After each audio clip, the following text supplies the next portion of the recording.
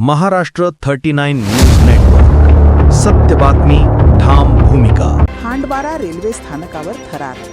तरुण रेल्वेच्या डब्यावर चढून 25,000 वोल्टच्या तारेजवळ धिंगाणा. नवापूर तालुक्यातील खांडबारा रेल्वे स्थानक येथे एका तरुणाने रेल्वेच्या डब्यावर चढून हाय व्होल्टेज ओव्हरहेड वायरजवळ धिंगाणा घातल्याची खळबळजनक घटना घडली. या प्रकारामुळे स्थानकावरील प्रवाशांमध्ये भीतीचे वातावरण निर्माण झाले असून काही काळ रेल्वे वाहतूकही विस्कळीत झाली.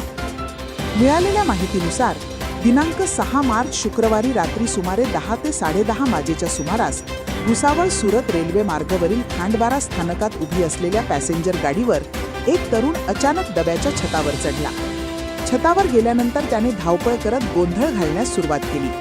विशेष म्हणजे रेल्वेला वीज पुरवठा करणाऱ्या 25,000 वोल्टच्या जिवंत ओव्हरहेड वायरजवळ तो जात असल्याने मोठा अनर्थ घडण्याची शक्यता निर्माण झाली होती.